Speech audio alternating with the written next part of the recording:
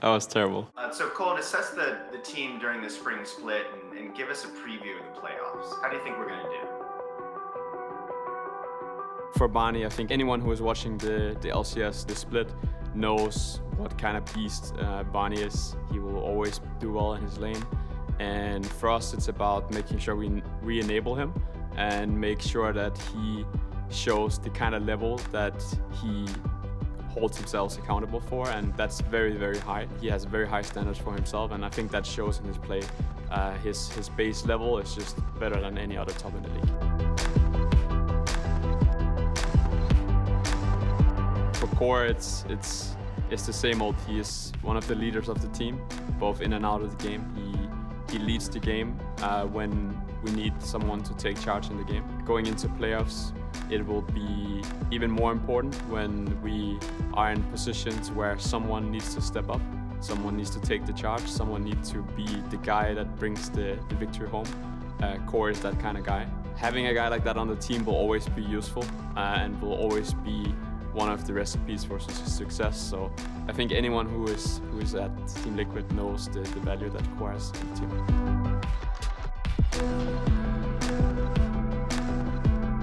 It's funny with Jensen. I think the past, like during the regular season, we have been experimenting a lot with champions in mid lane, and a lot of the success we had was on Asia, Orianna, but this weekend he pulled up and played Ari for the first time. He played Vega, so we are just expanding on his pool. He's very, very talented and can play a lot of stuff, but he needs to be pushed a little bit. It's interesting because I feel like in NA compared to EU, you need to push the players a little bit more to get out of their comfort zone a little bit. And I think in the past years, I don't think that has been the case with Jensen. So we're trying to push him a little bit, play out of his comfort a little bit, and play different styles, because he is one of those guys that has the talent to be able to play all sorts of styles.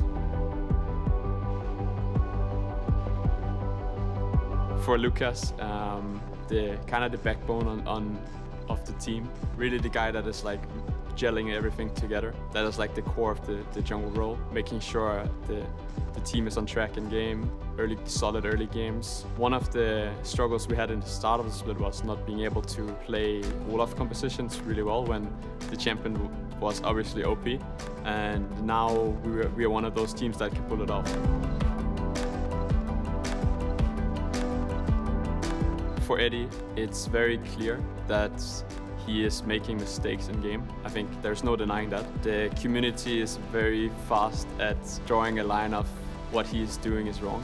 But I kind of want to take it the other way around. I think we should be so happy that we have players that wants to push the limits of what they can do in the game. And for him, it's about finding the right times to do it. I think anyone that knows about League of Legends, that watches his play, knows how talented this guy is, how mechanically gifted he is. We just need to make sure that when he's showing off, that he's doing it in the right moments. For anyone who cares about Eddie, and for anyone who cares about players' mental health and their confidence going into games, show some support for him, because I mean, it's never fun to be that guy that feels like has like a burden on their shoulder because he's making mistakes. I think we should rather just encourage him, because we want to see League of Legends that is fun, and we want to see League of Legends where people make outplays. If people go for outplays and then the first thing they see is when they fuck it up, and then people will start blaming him and call him a bad player and so forth. So that's why for me it's really important that we turn it around. We show that this is the direction we want to see.